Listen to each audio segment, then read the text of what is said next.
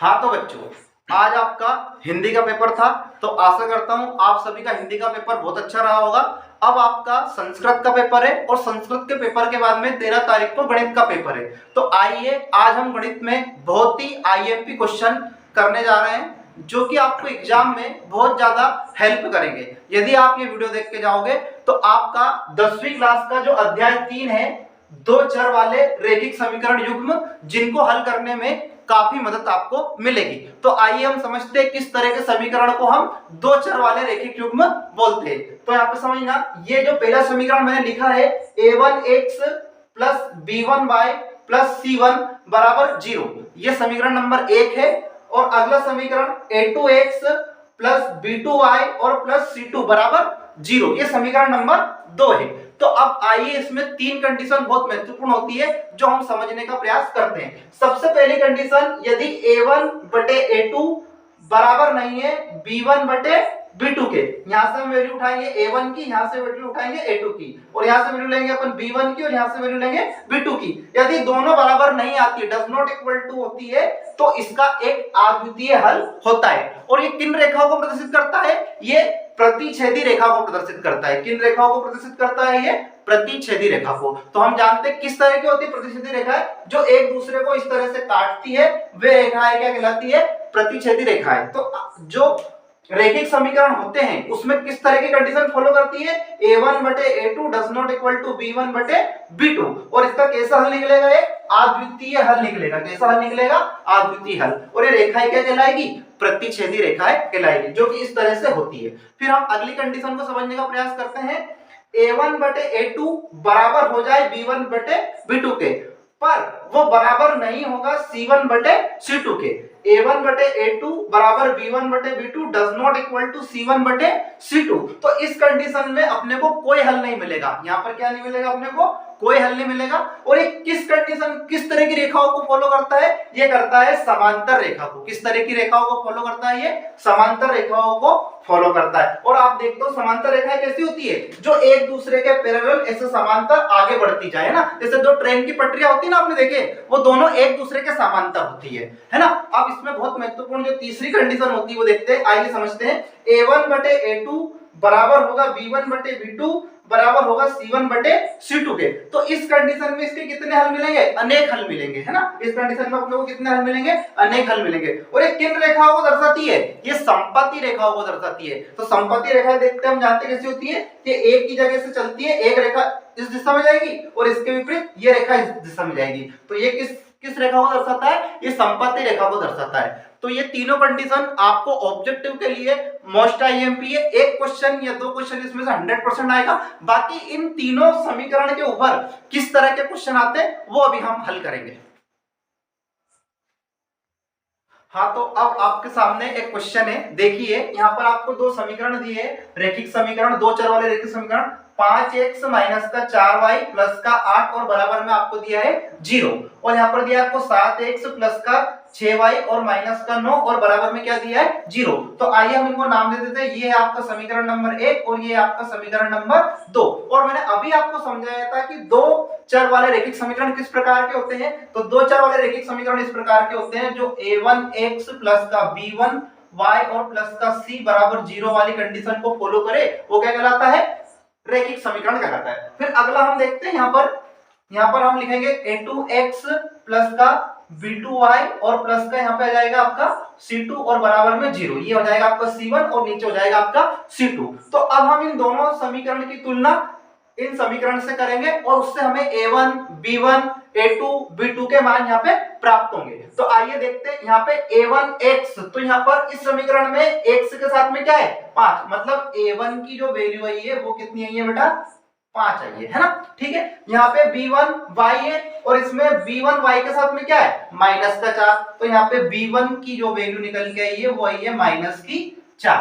फिर आगे समझते हैं हम। यहाँ पे c1 है और c1 यहाँ पे अकेला सिंगल है, और c1 के साथ में क्या है? यहाँ पे आपका c1 के साथ में है यहाँ पर आपका बराबर में 8। तो मुझे मान मिले, a1 का मान मिला इस समीकरण से 5, b1 का मिला माइनस का 4 और c1 का मिला 8, है ना।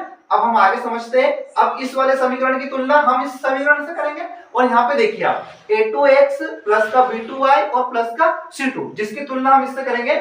A2 का मान कितना है यहाँ पे 7 है, तो A2 बराबर हम लिखेंगे 7। यहाँ पे B2 का मान दिया है, B2 का मान कितना है, B2 का जो अपना मान है कॉमा यहाँ पर 6, ठीक है, B2 के साथ में यहाँ पे क्या है 6 y के साथ में। फिर यहाँ पे आ जाएगा आपका C2, और C2 का मान कितना है, C2 का मान है यहाँ पे -9 है ना। अब आइए हम आगे समझते हैं। अब हम बराबर तुलना करेंगे, उससे हमें पता चलेगा कि ये किस कंडीशन को फॉलो करता है, तीनों कंडीशन में किस कंडीशन को फॉलो करता है, इनकी हम तुलना करेंगे। तो आइए हम तुलना करते हैं। सबसे पहले हम तुलना करेंगे A1 बटे A2 बराबर होगा B1 बटे B2 के। पहली कंडीशन सबसे पहले आपको ये ही फॉलो करना है, इन दोनों को आपस में तुलना करके देखना है। तो हम आइए तुलना करते हैं। A1 का मान आया अपने पास में 5 बटे A2 का मान आया अपने पास में 7 बराबर B1 का मान आया अपने पास में -4 और B2 का मान आया बटे में 6। हम इसको 2 से काट सकते हैं, 2 दूने 4 और 2 तिया 6। तो यहाँ पे जो वैल्यू मिली अपनी बराबर में, यहाँ पे वैल्यू मिली 5 बटे 7 बराबर -2 बटे 3 है ना। यहाँ से 2 से काटा मैंने, 2 दूने 4 और 2 तिया 6। तो देखो 5 बटे 7 बराबर आया -2 बटे 3। क्या ये दोनों वैल्यू आपस में बराबर है? ये दोनों वैल्यू आपस में बराबर नहीं है। तो ये हम किस कंडीशन को फॉलो करता है? ये पहली वाली कंडीशन। और पहली वाली कंडीशन क्या बोलती है? A1 बटे A2 does not equal to B1 बटे B2। तो इसका क्या हल होगा? एक अद्वितीय हल होगा। इसका कौन सा हल होगा बेटा?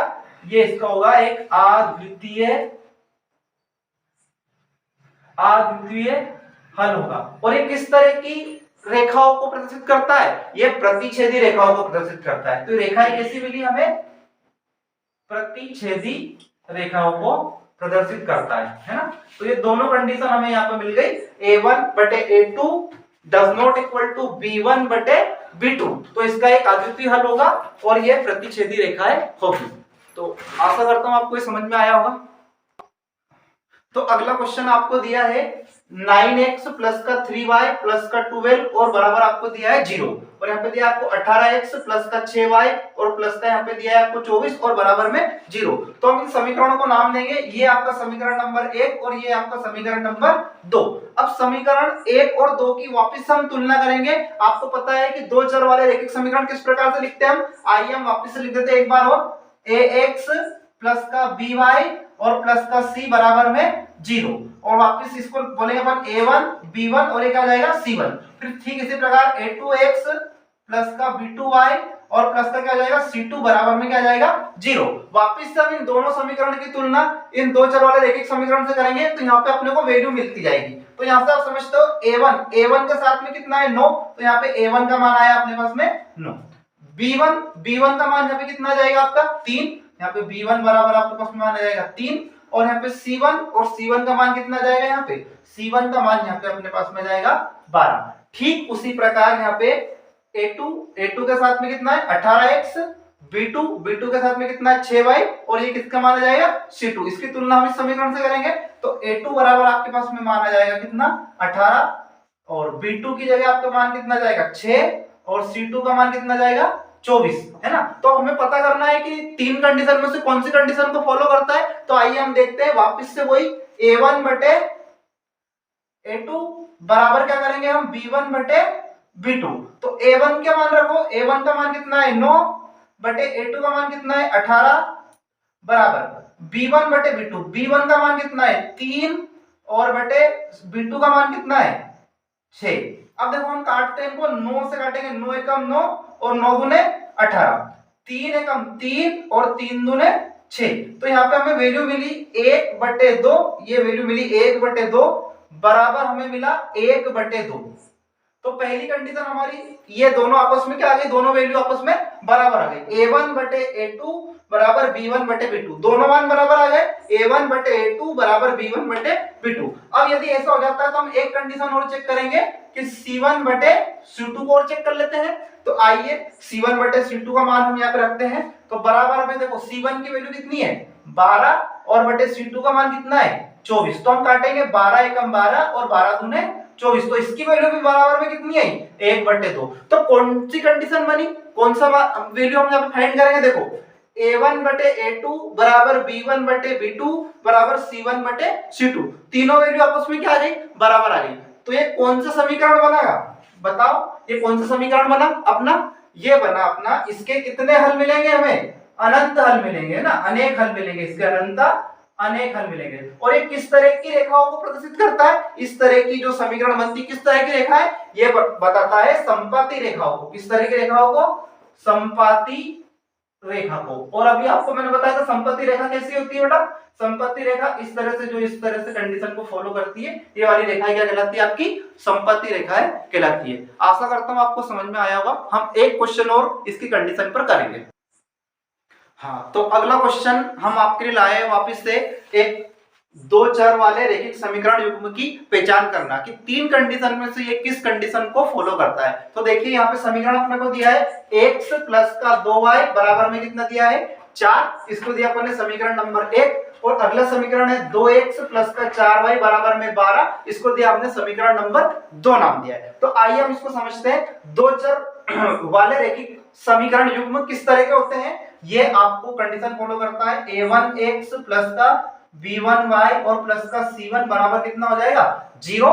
और ठीक उसी प्रकार a2x प्लस का b2y और प्लस का c2 बराबर में कितना हो जाएगा 0। अब हम इन दोनों समीकरण की तुलना इन दोनों समीकरणों के साथ करते हैं, जिससे हमें वैल्यू a1 b1 और c1 की प्राप्त होगी। और ठीक उसी तरह जब हम दूसरे समीकरण से इस समीकरण की तुलना करेंगे तो हमें वैल्यू a2 b2 और c2 की प्राप्त होगी। थोड़ा सा इस समीकरण को इन्होंने परिवर्तित रूप में लिखा है, तो आइए हम इसको इसी रूप में परिवर्तित कर देते हैं। आपको पता है बराबर के इधर 4 है, तो हम बराबर के इधर जब प्लस के 4 को बराबर के इधर लाएंगे तो काय का हो जाएगा, माइनस का। तो पहला समीकरण हो जाएगा x प्लस का 2y माइनस का 4 और बराबर में क्या जाएगा 0। ठीक उसी प्रकार हम दूसरे समीकरण को देखते हैं, ये आपका 2x प्लस का 4y और 12 को जब बराबर के उधर से लाएंगे तो 12 काय का हो जाएगा माइनस का 12, क्योंकि वो काय का है प्लस का है। तो प्लस की संख्या को जब बराबर के इधर लाते हैं तो काय हो जाती है माइनस की। तो ठीक है, ये दोनों समीकरण आप देख रहे हो आप एक जैसे हो गए। अब यहाँ से हम वैल्यू फाइंड करते हैं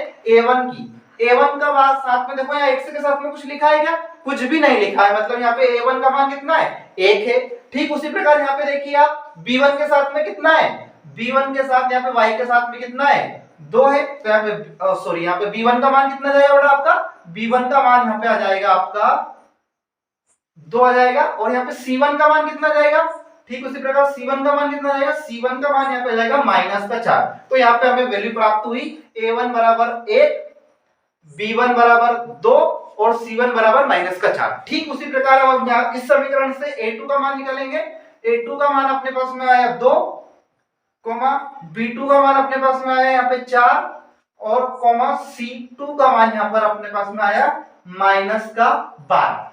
वापिस से हम उसी कंडीशन को फॉलो करेंगे, इनकी वैल्यू पुट करेंगे a1 बटे a2 बराबर हम चेक करेंगे b1 बटे b2 के। तो a1 का मान देखिए कितना आया, a1 का मान यहाँ पे आया अपना 1, तो यहाँ पे रख देंगे हम a1 का मान 1। और a2 का मान कितना आया, a2 का मान आया 2, तो बटे में 2 बराबर। यहाँ पे b1 का मान कितना आया, b1 का मान आया अपने पास में 2 और बटे b2 का मान कितना आया 4, तो यहाँ पे रख देंगे हम 4। फिर काटेंगे हम इसको, 2 एकम 2 और 2 दूने 4, तो वैल्यू क्या है आपकी, वैल्यू यहाँ पे आ गई आपकी 1 बटे 2 बराबर 1 बटे 2। तो पहली कंडीशन फॉलो हो गई, दोनों संख्या आपस में बराबर आ गई।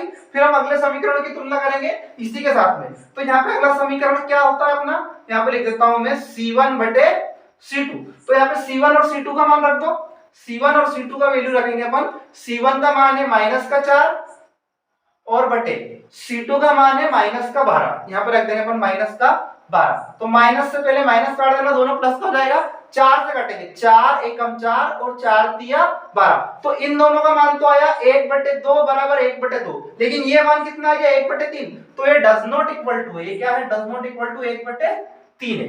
तो यहाँ पे अपनी कंडीशन बनी a1 बटे a2 बराबर हो जाएगा b1 बटे b2 does not equal to c1 बटे c2 आ गया। तो जब भी इस तरह का समीकरण बनता है तो ये किस तरह की वैल्यू को फाइंड करता है बताइए, जब इस तरह का कंडीशन बनेगी तो किस तरह की वैल्यू को फाइंड करें, ये कौन सी रेखाओं को दर्शाएगा, ये रेखाओं को दर्शाएगा। इसके कितने हल बनेंगे, इसके अनेक हल बनेंगे। इसके कितने हल बनेंगे, सॉरी जब इस तरह की कंडीशन आती है A1 बटे A2 बराबर B1 बटे B2 does not equal to C1 बटे C2, तो इसमें कोई हल नहीं होगा। इसमें क्या होगा बेटा, कोई हल नहीं होगा, इसका कोई हल नहीं होगा, है ना।